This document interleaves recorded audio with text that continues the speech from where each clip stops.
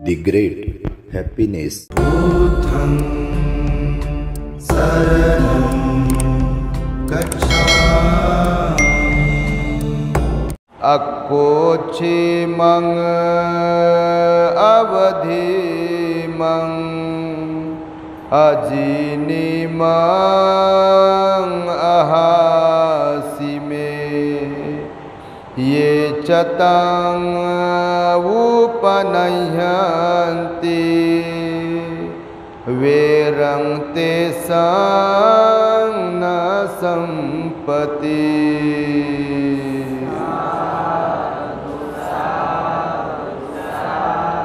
संपूर्ण विश्वाला ज्यांनी सुख शांती मानवता तथा दुःख मुक्तीचा आर्य संदेश दिला असे ते दुःख मुक्तीचे मार्गदाता दुःखमुक्त महामानव महान कारुणिक तथागत भगवान सम्यक संबुद्ध तथागतांनी आपल्या शुद्ध प्रज्ञेतून निर्मिलेला सद्धम्म आणि त्याच सद्धम्माचा गेली 2500 वर्षांपासून सातत्याने अहोरात्र प्रचार आणि प्रसार करणारा पूजनीय भिक्खू संघ या महान आणि सर्वश्रेष्ठ अशा त्रिरत्नांना प्रथमतः त्रिवार अभिवादन करतो, ज्यांच्या महान आणि असीम त्याग प्रभावामुळे आपल्याला जो हा अनमोलसा बुद्ध धम्म लाभला आणि ज्यांच्यामुळे आपल्याला हे एवढे मोठे वैभव प्राप्त झाले असे महान युग प्रवर्तक भारतीय राज्यघटनेचे शिल्पकार परमपूज्य बोधिसत्व डॉक्टर बाबासाहेब आंबेडकर या महामानवाच्या महान अशा धम्मक्रांतीमध्ये संपूर्ण जीवनाला समर्पित करून आज या सायंकाळच्या मंगलमय प्रहरी आपल्या उस्मानपुरात द्वारकापुरी येथील श्रावस्ती बुद्धविहारामध्ये माझ्या समवेत उपस्थित महाकरुणा बुद्धिस्ट मॉनेस्ट्री येथील संपूर्ण श्रामणेर संघ या कार्यक्रमाचे सर्व आयोजक आयोजिका बुद्धविहाराशी संबंधित सर्व श्रद्धावान उपासक उपासिका परिसरातील धम्मदेशना श्रवण करण्यात आलेले सर्व आपण श्रद्धावान उपासक उपासिका बालक तथा बालिकांनो तद्वतच दी ग्रेट हॅपीनेस या आपल्या यूट्यूब चॅनलचे सर्वच दर्शक सर्वप्रथम तुम्हा सर्वांच्या प्रती मंगलमैत्री सद्भावना व्यक्त करतो आणि आपणा सर्वांच्या दुःखमुक्तीकरिता 2600 वर्षांपूर्वी तथागत भगवान बुद्धांद्वारा शिकविलेल्या धम्मोपदेशास प्रारंभ करतो। आपण सर्वांनी शांत एकाग्र श्रद्धायुक्त चित्ताद्वारे या अनमोल बुद्धवाणीला आपल्या हित सुखाकरिता श्रवण करावे ग्रहण करावे।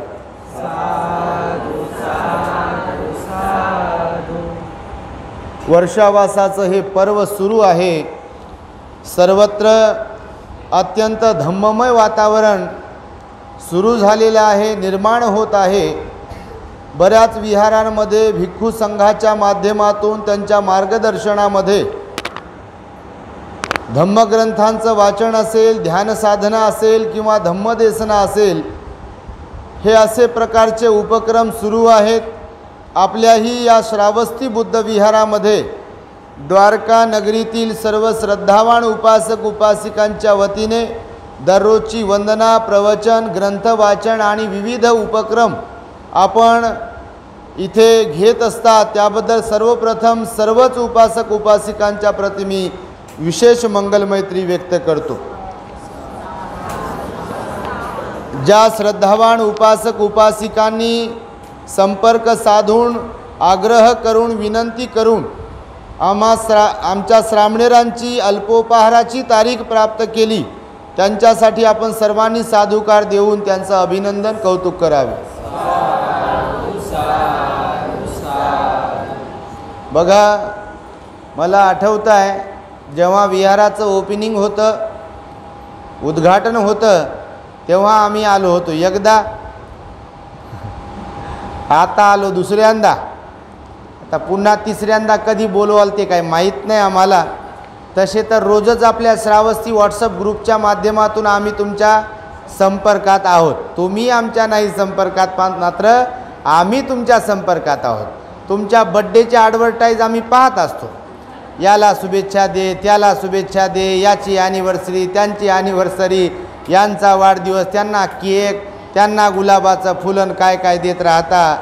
तुम्ही ते टाकताना आम्ही धम्मदेसना टाकत असतो, नाही का. तर त्यामुळे आपल्या ग्रुपमध्ये आपल्या दी ग्रेट हॅपीनेसच्या धम्मदेसना, त्याच्या लिंक आणि त्याची डिटेल्स तुम्हाला रोज आणि रोज आम्ही पाठवण्याचा प्रयत्न करत असतो. निश्चितच धम्मदेसनेचा लाभ आपल्या परिसरातील अनेकांना होत असेल आणि अनेकांच्या घरांमध्ये आपली दी ग्रेट हॅपीनेस चॅनल सुरू असेल. त्यामध्ये असलेल्या विविध विषयांवरती धम्मदेसना आपण निश्चितच श्रवण करत असाल. त्याशिवाय बुद्धविहारात येऊन जे कोणी भंतेजी असतील तुमच्याकडे, त्यांच्या माध्यमातून धम्मदेसना ऐकत असाल आणि सातत्याने आपण वेगवेगळ्या प्रकारचे उपक्रमही राबवता, त्याबद्दल तुमचं मी अभिनंदनच करेन. बाहेर बसावं की आत बसावं, आत बसावं की बाहेर बसावं, माईक इथे चालू होईल की बाहेर चालू होईल, कोणता टेबल फॅन आणू का कूलर आणू, याच्यामध्ये बराच वेळ आपला गेला, नाही का. त्यामुळे थोडासा आपल्याला विलंब झाला, पण हरकत नाही. या वर्षावासामध्ये आपण धम्मदेसना श्रवण केली पाहिजे. भगवान बुद्धांचा धम्म जो आहे तो अनमोल आहे असं आपणास ठाऊक आहे. परंतु तो अनमोल, त्याचं अनमोलत्व किंवा त्याचं महत्त्व तेव्हाच आपल्या कामी पडेल जेव्हा आपण त्याला आचरणात आणू. बुद्ध सदा सर्व काळ श्रेष्ठच असतात, आपल्यामुळे त्यांचं श्रेष्ठत्व वाढत नाही. आपण कितीही फुलांची रास लावली, कितीही मेणबत्त्या लावल्या, कितीही अगरबत्त्या लावल्या, कितीही हात जोडले, कितीही वेळेस वंदना म्हटली म्हणून बुद्ध श्रेष्ठ ठरतात असा काही विषय नाही आहे. बाबासाहेबांची जयंती कितीही मोठ्या थाटामाटात काढली, कितीही मोठा हजाराचा लाखाचा DJ लावला आणि रात्रभर जरी नाचले आणि अजून काय काय केलं बाबासाहेब की जय होन काय काय हो, तर त्यानं काय बाबासाहेब मोठे होत नाहीत. ऑलरेडी बाबासाहेब मोठेच आहेत. त्यांचं मोठेपण, त्यांची विद्वत्ता, त्यांचं ज्ञान, त्यांचा त्याग हे त्यांच्याबरोबर आहे. आणि त्यामुळे जोपर्यंत चंद्र सूर्य असेल तोपर्यंत बुद्ध आणि बाबासाहेबांनी जेवढे काही संत महापुरुष असतील, भिक्षू संघ असेल, ते अजरामरच राहील, यामध्ये काही तीळ मात्र शंका नाही आहे. कारण चांगल्या गुणांनीच माणसं मोठी होत असतात आणि वाईट गुणांनी मोठी मोठी माणसंसुद्धा छोटी होत असतात. हे कायम लक्षात ठेवा म्हणाले भगवान बुद्ध. चांगल्या गुणांनी लहान माणसं देखील मोठी होतात आणि वाईट गुणांनी म्हणजे अवगुणांनी मोठी मोठी असणारी माणसं छोटी होतात. हा सनातन नियम आहे या निसर्गाचा, हे भगवंताचं वचन आहे. आणि त्यामुळे तुम्हाला मी सांगतो बघा, भगवंताचे अनेक अनेक उपदेश आहेत, आपण निश्चितच श्रवण करता. आज या घडीला मी तुम्हाला थोडंसं जनरल बोलणार आहे, व्यवहारातलं बोलणार आहे, परंतु त्याला धम्माचाच आधार असणार आहे. आपल्या भगवंताने 45 वर्ष जे उपदेश केले, तर त्यांनी मानवी मन आणि मनाशी संबंधित स्वभाव आणि मनाची प्रवृत्ती यांच्यावरच भाष्य केलेलं आहे. तुम्ही कोणतंही प्रवचन आमच्याकडून ऐकत असाल, जे भगवंताने सांगितलेलं आहे त्याचा सारांश एकाच ठिकाणी येऊन पोहोचतो, तो म्हणजे आपलं मन आणि मनाशी निगडीत संबंधित असलेला स्वभाव किंवा मनोप्रवृत्ती. तुम्ही अंगुलीमाल ऐकला असेल, पटाचार ऐकली असेल, बिंबिसार ऐकला असेल, कोणत्या भिक्खूंच्या कथा ऐकल्या असतील किंवा अजून काय काय ऐकलं असेल, त्या सगळ्यांचा सारांश एकच आहे, मन आणि मनाचा स्वभाव. कारण भगवान बुद्धांनी धम्मपदातील पहिल्याच गाथेमध्ये सांगितलं, मनोपुब्बंगमा धम्मा मनोसेठा मनोमया मनसाचे पदुठ्ठेन भासती वा करोती वा ततोनं दुःख म्हणवेती चक्कं व वहतो पदं. धम्मपदातली पहिली गाथा आहे, भगवंताचं वचन आहे. भगवंताच्या धम्माचा एकूणच सार याच गाथेमध्ये आहे. म्हणजे भगवंताला नेमकं काय शिकवायचं होतं, भगवंताचं तत्वज्ञान काय आहे, भगवंताला नेमकं काय म्हणायचं होतं, असं जर कोणी विचारलं तर या गाथेचा अर्थ आपल्याला समजला पाहिजे. या गाथेमध्ये भगवंताने काय म्हटलं आहे, मन हे मुख्य आहे. बघा, आपलं जीवन जगत असताना मुख्य काय आहे, रिमोट कंट्रोल कोणता आहे, मन आहे. मन हे मुख्य आहे, ते मनोमय आहे. मनोमय म्हणजे ते कोणत्या वेळी कोणता भाव उत्पन्न करून देईल आपल्या मनात. जसं आता तुमच्या मनात भाव उत्पन्न झाला, विहारात आलोय, भंतेजी दिसतात, प्रवचन ऐकतोय, पण ज्यांना भूक लागलेली आहे, समजा तुम्हाला नाही लागत भूक बापा, पण समजा कोणाला लागली असेल भूक, तर त्यांचं मन इथं असेल काय, शरीर इथं आहे, पण मन बिलकुल किचनमध्ये. भाजी झाली असेल का आता, स्वयंपाक झाला असेल का आता, चपात्या झाल्या असतील काय आता, बसले इथं पण मन कुठं, किचनमध्ये गेलं. लगे ताटही दिसते, चमचही दिसते, चपाती दिसते, वरण दिसते, सगळं दिसते. म्हणून भगवंताने सांगितलं बघा की मन हे मनोमय आहे. त्या मनामध्ये कधी कोणता भाव उत्पन्न होईल ह्याची निश्चिती नाही आहे का निश्चिती. बघा घडीतच ते रागावते आणि घडीतच प्रेमळ बनते, घडीतच विनम्र बनते आणि घडीतच अहंकारी बनवते आपल्याला. मन हे मुख्य आहे, ते मनोमय आहे. जेव्हा एखादी व्यक्ती मळलेल्या मनाने बोलेल अथवा कर्म करेल तेव्हा दुःख त्या व्यक्तीच्या पायांचा पाठलाग तसेच करते, ज्याप्रमाणे बैलगाडी ओढणाऱ्या बैलांच्या पायांचा पाठलाग त्या गाडीची चाकं करत असतात. भगवंतानं उपमा देऊन सांगितलं बघा. आणि त्यामुळे मनाचा स्वभाव काय आहे हे यातून भगवंताने दर्शवलेलं आहे. धम्मपदामध्ये काही निगेटिव्ह आणि काही पॉझिटिव्ह, सकारात्मक आणि नकारात्मक गाथा आहेत. आता ही नकारात्मक गाथा आहे की दुःख कसं उत्पन्न होते किंवा मागे लागते या संदर्भातली. अशीच सिमिलर गाथा दुसरी आहे, मनोपुब्बंगमा धम्मा मनोसेठा मनोमया मनसाचे पसन्नेन भासती वा करोति वा ततो नंग सुख मनवेती छायावन पायिनी. ही बुद्धाची वाणी आहे, ही सकारात्मक गाथा आहे. यात काय म्हणाले भगवान, मन मुख्य आहे, ते मनोमय आहे. जेव्हा एखादी व्यक्ती, बघा एखादी व्यक्ती, तिथे स्त्री पुरुष भंतेजी श्रामणेर बाई माणूस, कमी वयाचा जास्त वयाचा, शिकलेला अडाणी, या जातीचा त्या जातीचा, या वंशाचा त्या वंशाचा, असं बोलले का.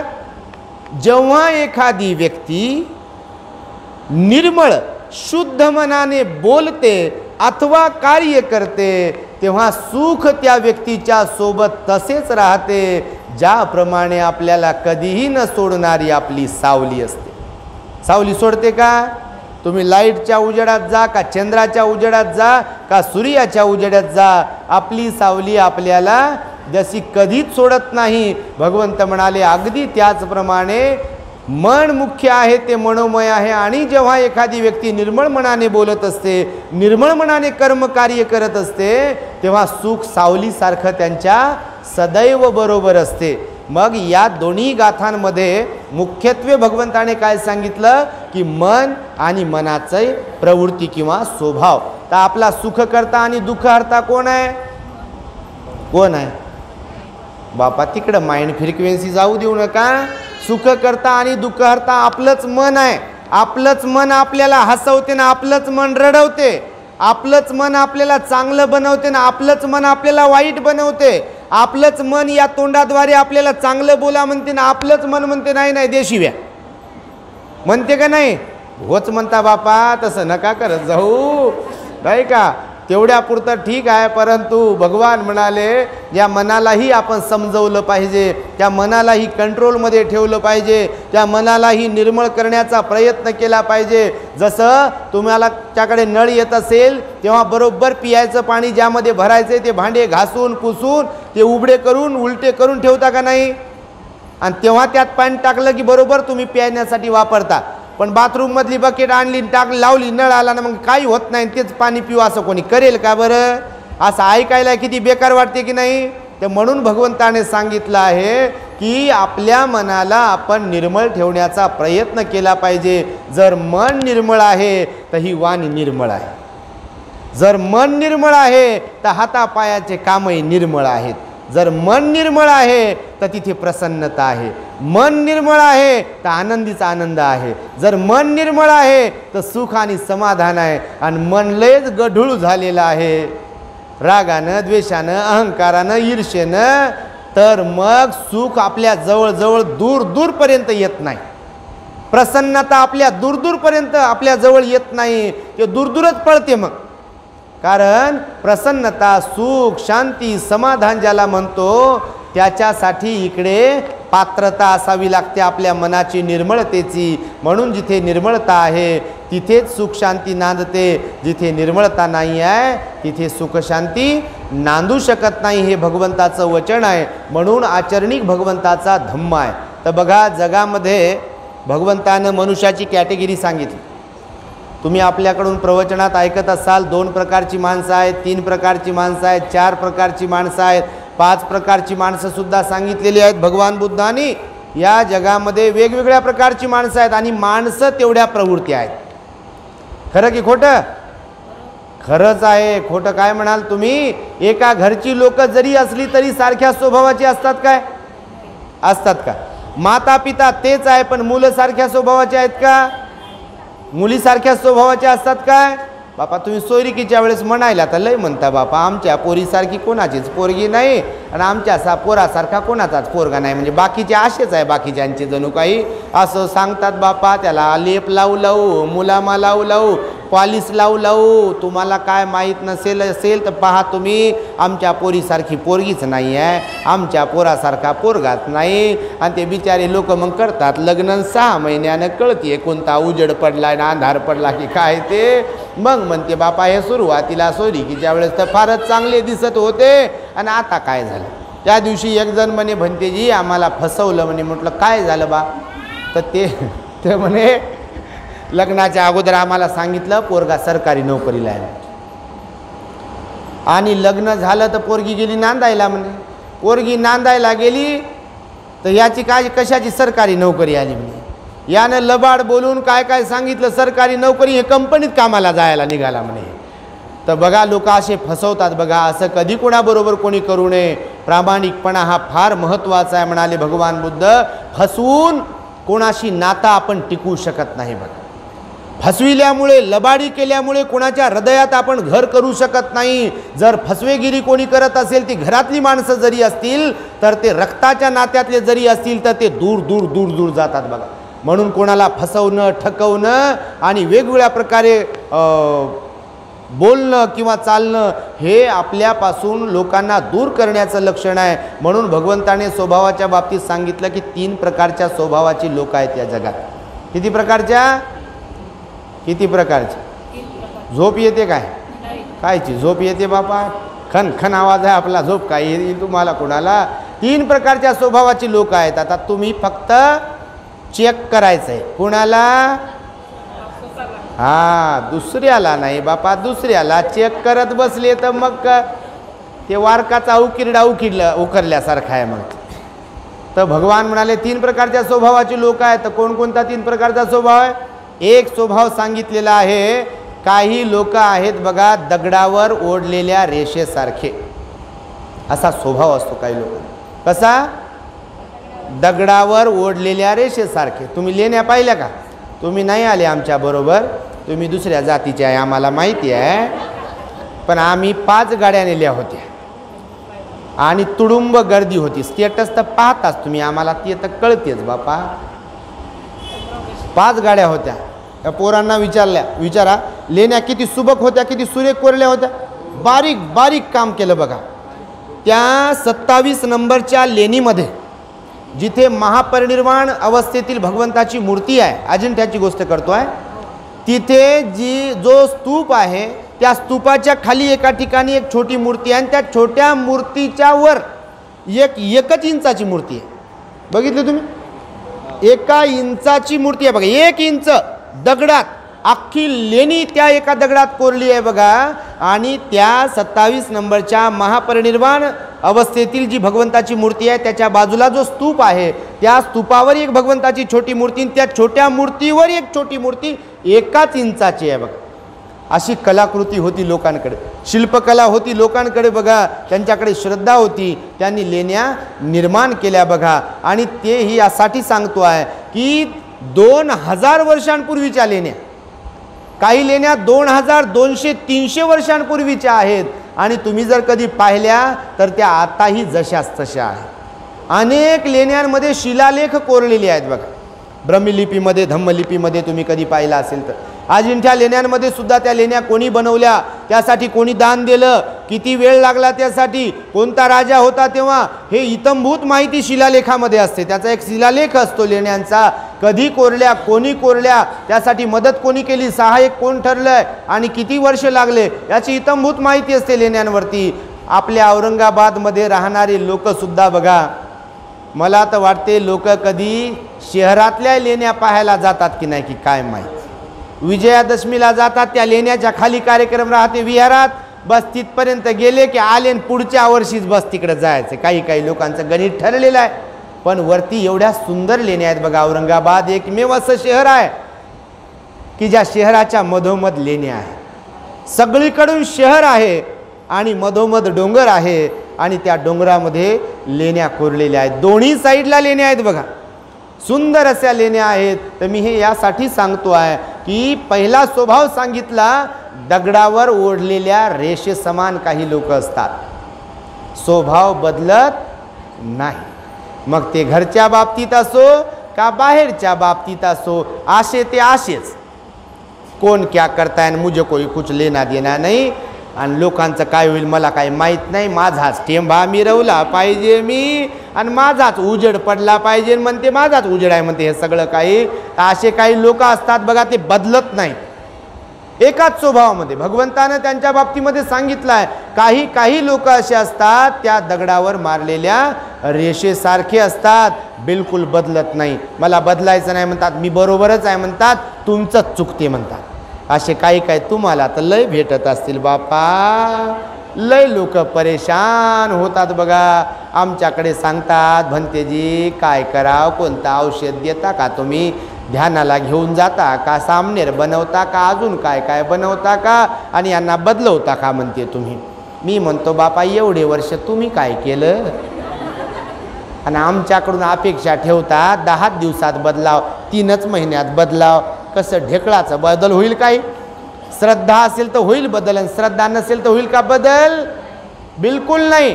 रोज विहारात येतील वर्षानुवर्ष, तुम्हाला म्हणत नाही बापा तुम्ही लय चांगले, पण वर्षानुवर्ष विहारात येतील काही लोक, पण स्वभावात बदल नाही.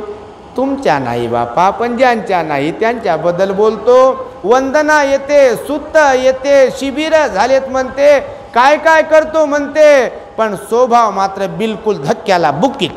इथं कुठं बसते म्हणते, माया पुढे बसते बापा, माईक घेते, फूल घेते, हार घेतो, तू अगोदर जातो का म्हणते पुढं, तुम्ही जाता का अगोदर? आता मला सांगा, हे बिघडण्याचे काम आहेत का सुधारण्याचे काम आहेत? कोणते काम आहेत? तुमचे तर इंडिकेटर लागू लागले वाटते. मी असे बोलतो तर असा बोलतो तर, पण तुम्हाला नाही बोलत बापा. जे असे स्वभावाचे असतील त्यांना तर दगडासारखा खरंच स्वभाव आहे काही काही लोकांचा, त्यांना पान्हा फुटत नाही, दुसऱ्याच्याबद्दल कारुण्य उत्पन्न होत नाही, दुसऱ्याच्याबद्दल दया उत्पन्न होत नाही, दुसऱ्याच्या उपकाराची जाणीव ठेवत नाहीत, दुसऱ्यामधलं चांगुलपण दिसत नाही, त्यांच्यातलं वाईटपणच शोधतील, वाईटपणच दिसेल, चांगलं केलेलं चांगलं बोललेलं दिसत नाही. आणि म्हणून भगवंताने सांगितलं बघा, काही काही लोक असतात दगडासारख्या स्वभावाचे, त्यांच्यातला राग, द्वेष आणि लोभ हा नष्ट होत नाही, तो वाढतच जातो, वाढतच जातो. जसा देवदत्ताचा राग, द्वेष, लोभ वाढत वाढत वाढत वाढतच गेला होता बघा. लहानपणापासून सिद्धार्थ गौतमासोबत तो वाढला, खेळला, बागडला. सिद्धार्थ गौतम बुद्ध झाल्यावर कपिलवस्तूला आले, तो माघारी गेला सर्व पोरांबरोबर दीक्षा घेण्यासाठी, भंतेजी पण बनला. भंतेजी बनून भगवान बुद्धाच्या सोबतही राहिला, रोज भगवंताच्या सोबत भिक्षाटनाला, भोजनदानालाही जात होता, भगवंताचं रोज प्रवचन ऐकत होता. पण तरी सुद्धा वर्णातल्या भाजीतल्या चमच्यासारखं, पळीसारखं त्याच्या मनात भगवंताच्या बद्दल असा द्वेषच होता बघ. तो गाठच मारून ठेवायचा असा बिलकुल. भगवंत मला कसं काय महत्त्व देत नाहीत, मी तर त्यांचा आते भाऊ आहे. सारीपुत्ताला महामोगल्यांनाच कसं काय महत्त्व दिलं त्यांनी, त्यांनाच धम्मसेनापती कसं काय बनवलं, त्यांचीच वाहवा कशी काय करतात, माझी कशी काय करत नाहीत, मला कसं महत्त्व देत नाहीत, मला कशी विचारणा करत नाहीत, असं म्हणू म्हणू गाठ मारू मारू, गाठ आवळू आवळू भगवंताची बदनामी कर, भगवंताच्या चुका काढ, असा त्याचा स्वभाव होता बघा. आणि कितीतरी घटना ज्या घडल्या जयमंगल अठ्ठगाथेमध्ये बघा, ज्या घटना आहेत 8 घटना आहेत, त्यापैकी बऱ्याच घटना बघा देवदत्तामुळे घडलेल्या आहेत. नालागिरीचा हत्तीचं जे प्रकरण आहे, तो दगड फेकून दिला गुरुदुकुट पर्वतावरून, हा देवदत्ताने त्याला मारण्याचा प्रयत्न केला, प्रचंड त्यांच्या बदनामी करण्याचा प्रयत्न केला, पण कर्माचं फळ कोणालाच सोडत नाही भगवंतानं सांगितलं. आणि देवदत्ताच्या बाबतीतही तसंच घडलं.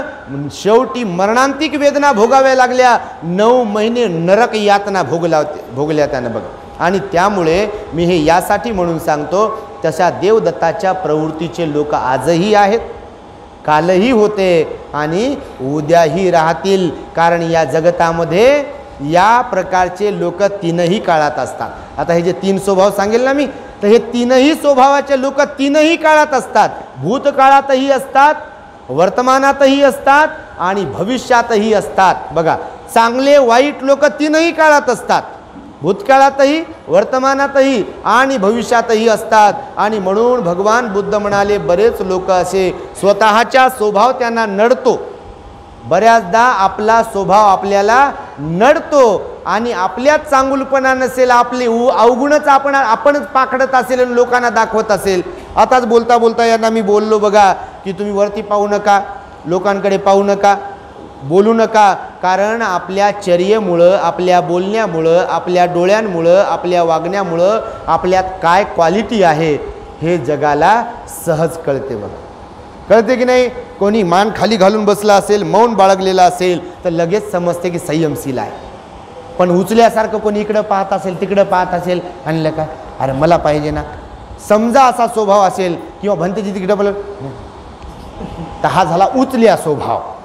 आणि भगवंतानं सांगितलं, कोणी कर्म करताना पाहो की न पाहो, कर्म घडलं म्हणजे घडलं आणि त्याचा परिणाम आहे म्हणजे आहे. बिलकुल कोणाचा शाप, कोणाचा वरदान, कोणाचा आशीर्वाद त्याच्यासाठी लागू होत नाही. आणि म्हणून भगवान बुद्धांनी सांगितलं आहे की आपण कर्म करत असताना चांगले कर्म केले पाहिजे, स्वतःचं मन, आपला स्वभाव बदलला पाहिजे. नाही तर आपला स्वभाव आखूड असेल किंवा आपला स्वभाव असा हेकाड असेल. हेकाड समजते का तुम्हाला? बापा तुम्ही लय हुशार. हेकाड स्वभावाचे काही लोक असतात बघा, घरी पण सारखेच आणि बाहेरही सारखेच बघा. काही लोकांचा स्वभाव सारखाच स्वभाव, घरी ते दारी सारखेच असतात. काही असे लोक जे असतात ते दगडाच्या स्वभावासारखे असतात, म्हणजे दगडावर मारलेल्या रेषेसारखे असतात. भगवान म्हणतात त्यांच्यातला राग, द्वेष, लोभ कधीही संपत नाही, ते जशास तसेच राहतात. म्हणून मराठीमध्ये एक म्हण आहे, सुंब जळते परंतु पीळ कायम राहते. माहिती आहे सुंब जाळून पाहिलं कधी तुम्ही? तुम्हाला सुंबच माहीत नाही. बाबासाहेबांना गादी दिली, बाबासाहेबांना पलंग दिला, गादी दिली, 2-2 फुटाची गादी दिली, 2-2 फुटाचा सोफा दिला, आणि तुम्हाला काय माहीत सुंब काय असते ते. परंतु अगोदर गावाकडे आताही बाज असते, खाट असते, तिला सुंबाने विणलेलं असते. दोरी, सुंब म्हणजे दोरी आहे, तर त्या सुंबाची दोरी जी असते ती नारळाची असते. नारळ खातो ना आपण, त्या नारळाचा वरचा जो भाग असतो घासणी म्हणून पण वापरतात कधी, तर त्याची दोरी जी बनते सुंबाची दोरी असते. ती कडक असते, एकदम मजबूत असते, पाण्यात टाकली की मजबूती अजून येते. मिस्त्री लोक ती वापरतात बघा, तुम्ही कधी पाहिलं असेल तर सुंब जळते. त्या दोरीला जर जाळलं तर ती जाळलं तरी त्याचा पीळ जशाच तसा राहते. असे काही लोक ताटच्या ताटच राहतात आणि त्या याच्यावर सरणावर ठेवलं तरी ताटच राहते, त्यांना बांधायची गरज पडत नाही. म्हणून बघा असा काही स्वभाव लोकांचा असतो की नाही? बिलकुलच असतो. तुम्ही नाही म्हटले तरी असतो स्वभाव. म्हणून पहिला स्वभाव असा आहे, तर भगवंत म्हणाले त्यांचा राग, द्वेष, लोभ कधीही संपत नाही, मरेपर्यंत ते त्यांच्याच गुणांची वाहवा करतील, अवगुण त्यांच्यात असले तरी सुद्धा. आणि दुसरा स्वभाव सांगितला मग जमिनीवर ओढलेल्या रेषेसारखा. जमिनीवर ओढलेली रेष जी असते, जर हवा सुटली की ती मिटून जाते. मिटते की नाही? थोड्या वेळात पुरती राहते आणि नंतर मिटून जाते. गावाकडे बघा, आम्ही लहान होतो तेव्हा जमिनीवरती असे घरं करायचो. त्याला कोणता तरी एक खेळ म्हणतात बघा, लंगडी खेळ वगैरे जर करायचा तर जमिनीवर अशा रेषा मारायच्या, चौकोन बनवायचे आणि त्याच्यामध्ये लंगडी खेळायची. बघा लहानपणी तुम्ही खेळता का? बापा तुम्ही खेळता का म्हणजे काय विषय आहे का? तुम्ही तर लय खेळत असाल काय काय. तर हे यासाठी सांगतो की जमिनीवर मारलेल्या रेषेसारखा काही लोकांचा स्वभाव आहे. जमिनीवर मारलेली रेष ही कायम राहत नाही, नाही का? घंटाभर राहील, 2 घंटे राहील, 1 दिवस राहील, 1 रात्र राहील, 4 रात्र राहील, 4 दिवस राहील. पण नंतर मात्र हवेमुळे म्हणा किंवा प्राण्यांच्या पायामुळे म्हणा, माणसांच्या पायामुळे म्हणा किंवा अजून कोणत्या कारणामुळे म्हणा ती मिटून जाते. काही लोकांचा स्वभाव असाच असतो, गाठी मारून ठेवणारा स्वभाव नसतो. तेवढ्यापुरतं रागावतील, तेवढ्यापुरतं बोलतील. काही लोकांचा स्वभाव आईच्या स्वभावासारखा असतो. आई जशी आपल्या लेकराला म्हणते मरणा खपना तिकडं, पण मनात भाव असतो का तसा? खरंच मरावा असा भाव असतो का लेकराने? नाही. तेवढ्यापुरता असे जाय ना तिकडं, मरणा तिकडं, खपना तिकडं म्हणेल किंवा कानाखाली एक लावून देईल इकडं किंवा पाठीत मारेल किंवा कुठेही मारेल. पण मनामध्ये द्वेष असतो काय? असतो का? डोळे विस्फारेल, एकदम मोठ्याने बोलेल, शिव्या देईल, पण मनामध्ये दुश्मनकीचा भाव असतो काय? सूड घेण्याचा भाव असतो काय? नाही. तर काही लोकांचा स्वभाव असा असतो. तेवढ्यापुरतं रागावतील, तेवढ्यापुरतं बोलतील, तेवढ्यापुरतं टोकतील, तेवढ्यापुरतं अपमानित करतील.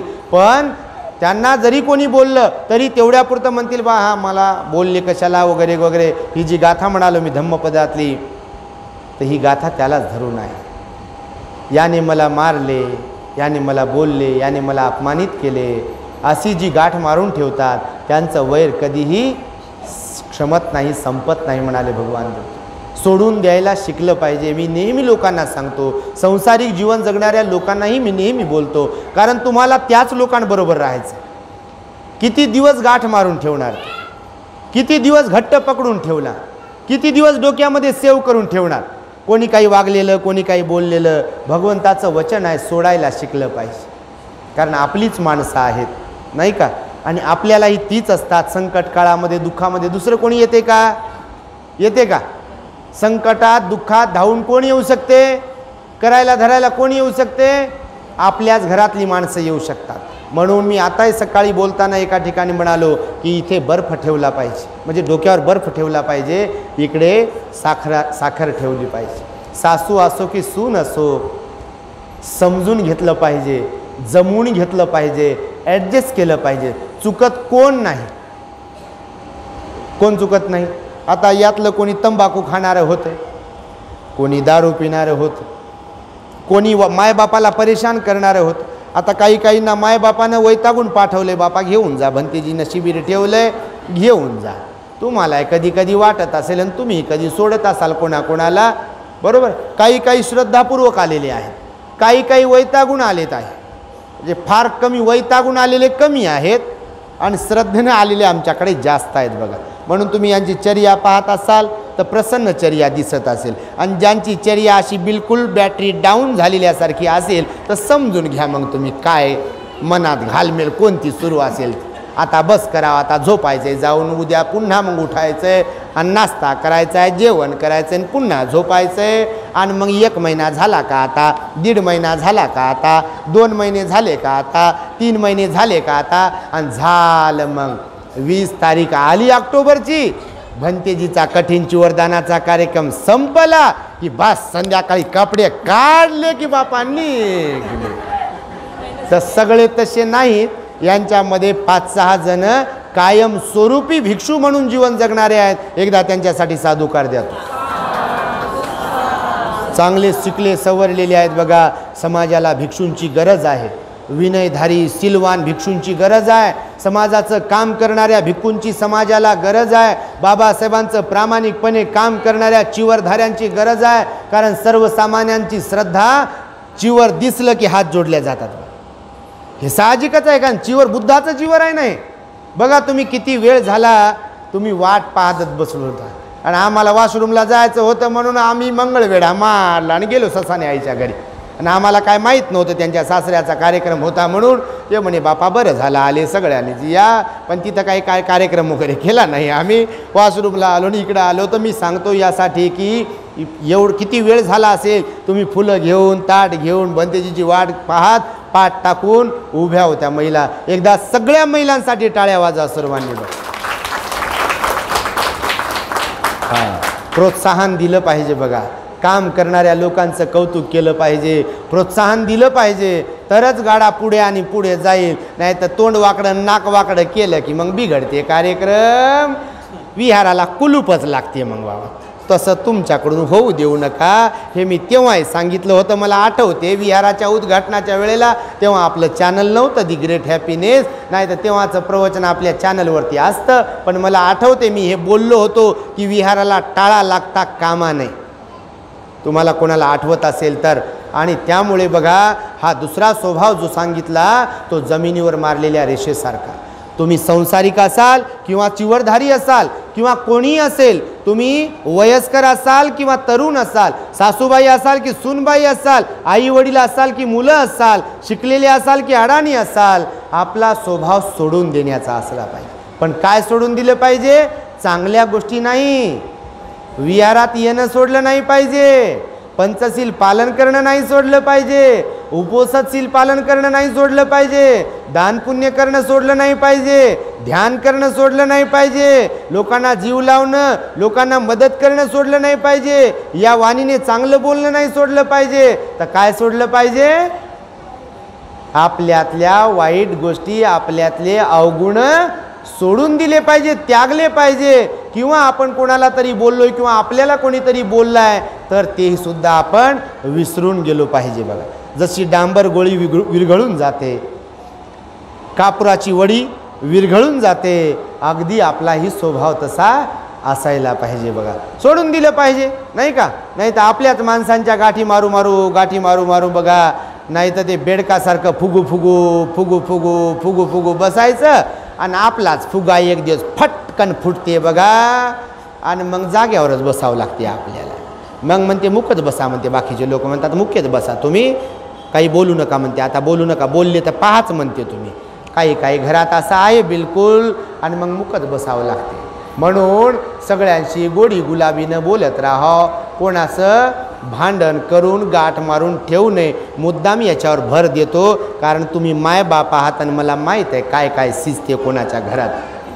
99% लोकांकडे मतभेद, मनभेद, हेवे दावे, भांडणं, वादावादी, माझ्याच मनासारखं झालं पाहिजे आणि माझ्याच मनासारखी गाडी घराची चालली पाहिजे. पण मी सांगतो घरातला एकच माणूस, बाई कोणी शहाणं नसते. प्रत्येकाला ज्याचं त्याचं शहाणपण दिलंय ना, नाही का? ही काय सत्ता आहे का एक हाती चालवायला?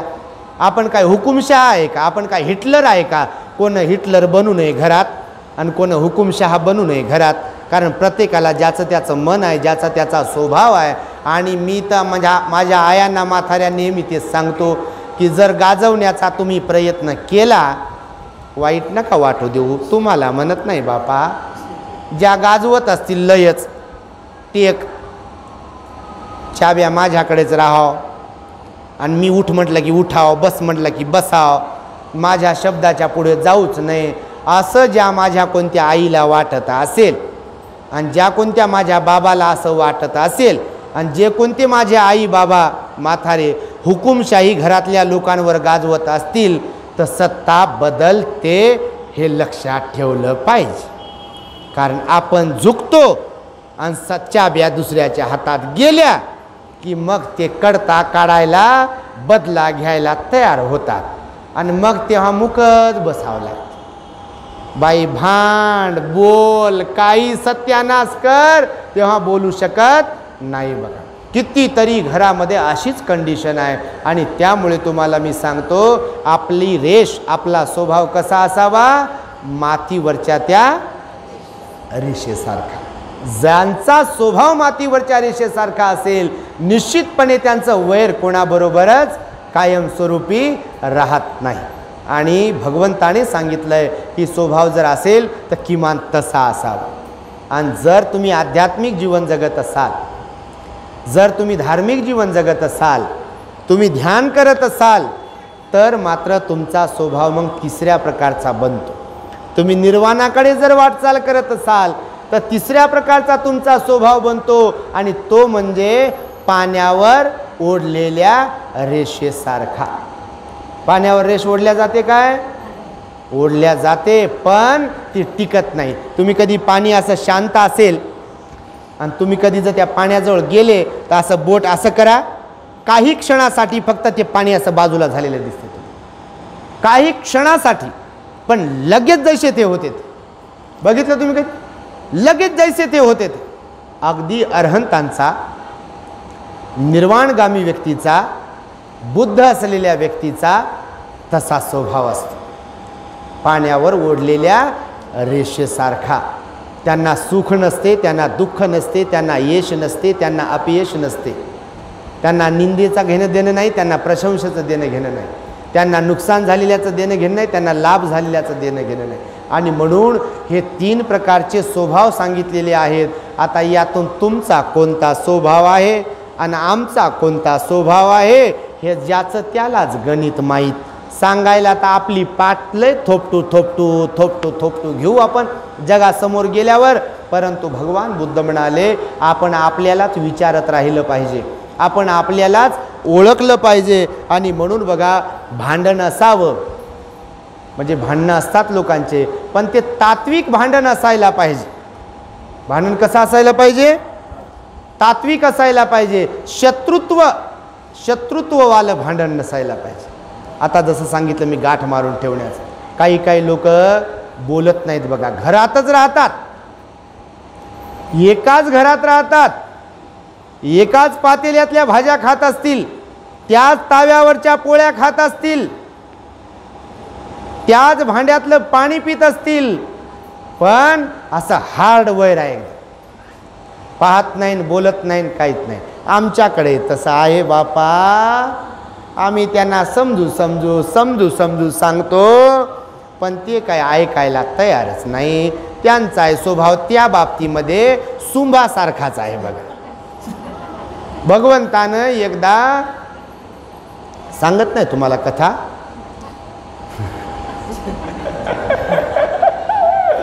भगवंतानं आपल्या एक गोष्ट सांगितलेली अशी की स्वभावाच्या बाबतीमध्ये म्हणजे सवती होत्या,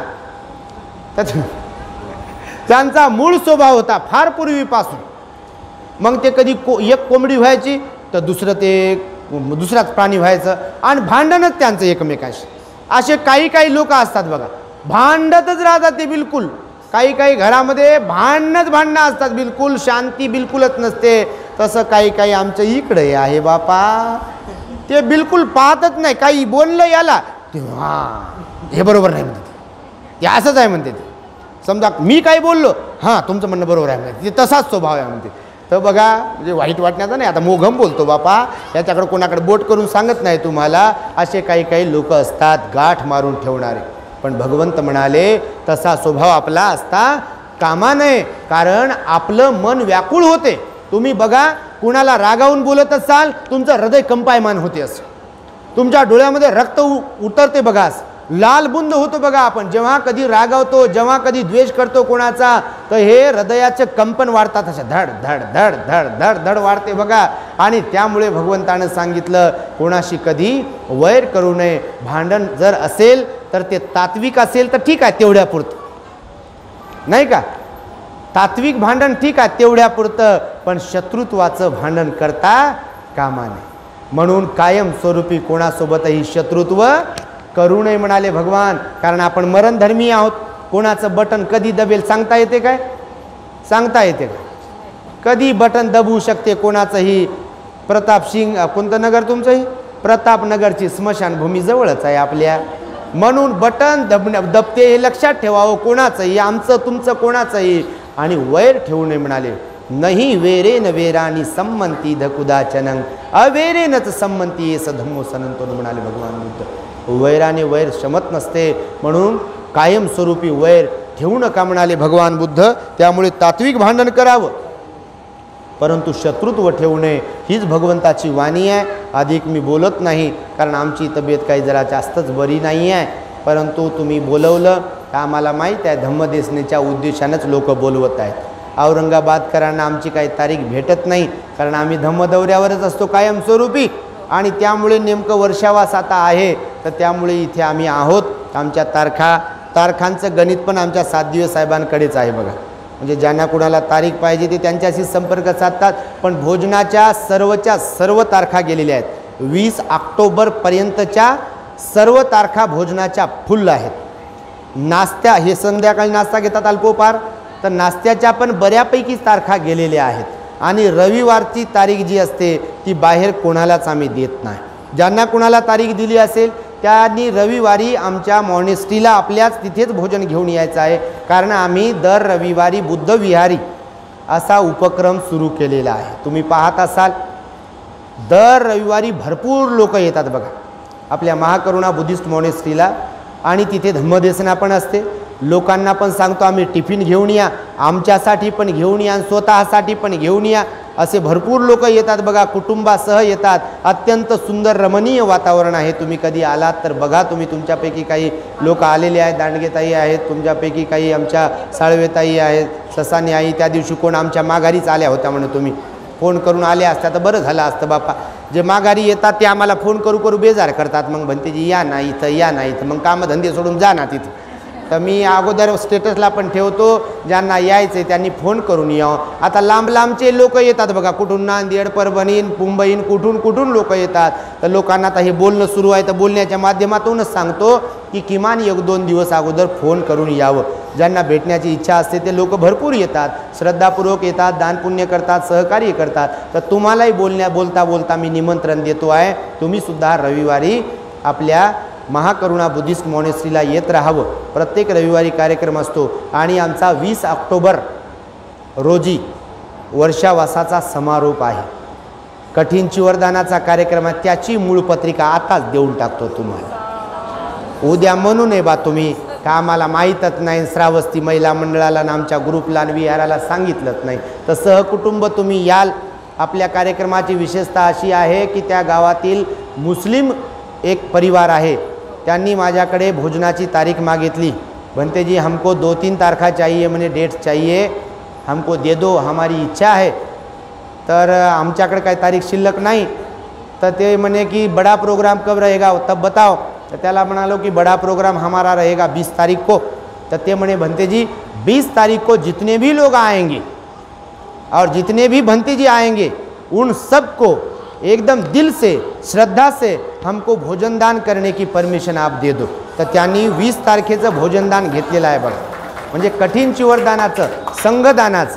तर आपल्याकडे आपल्या चॅनलच्या माध्यमातून सगळ्या जाती धर्माचे लोक जुडलेले आहेत. तुमच्या माहितीसाठी सांगा, ऑनलाईन मुस्लिम लोकही दान देतात, हिंदू म्हणून घेणारे लोकही दान देतात, किंवा ते फोन करतात, बोलतात आणि कृतज्ञता व्यक्त करतात, आभार मानतात. रोजच्या रोज लोकांचे फोन मेसेजेस असतात आणि लोक जाम खुश होतात. बुद्धाच्या वाणीमध्ये तेवढी पॉवर आहे. म्हणून आपल्या लोकांनी सुद्धा बाबासाहेब आंबेडकरांना अभिप्रेत असलेला आदर्श बौद्ध समाज स्वतःपासून निर्माण केला पाहिजे. त्यासाठी विहाराची कास धरली पाहिजे. भंतेजींची भिक्षू संघाची चांगल्या भिक्षूंची कास धरली पाहिजे.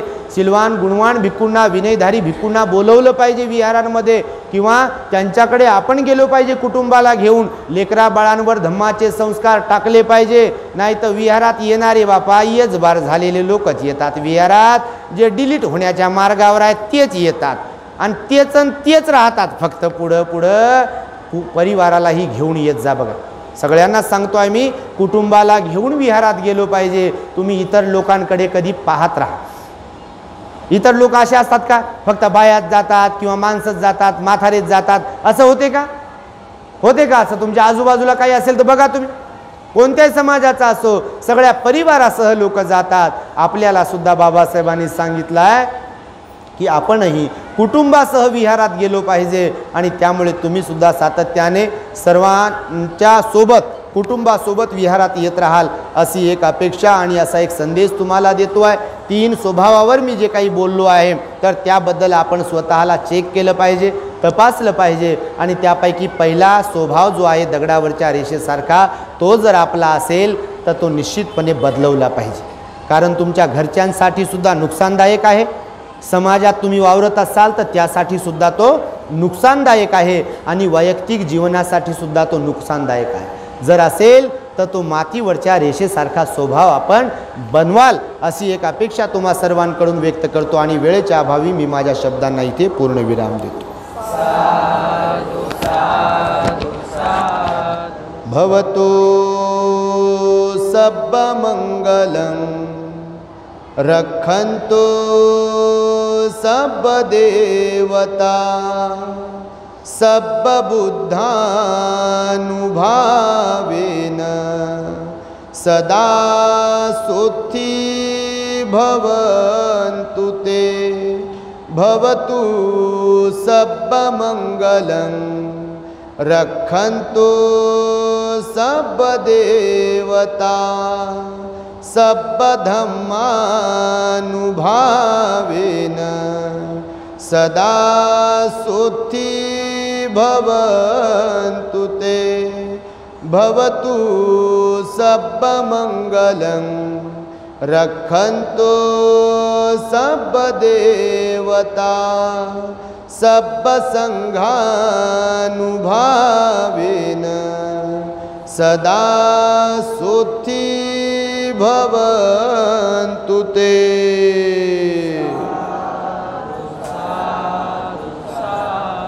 बुद्धं नमामि, धम्मं नमामि, संघं नमामि.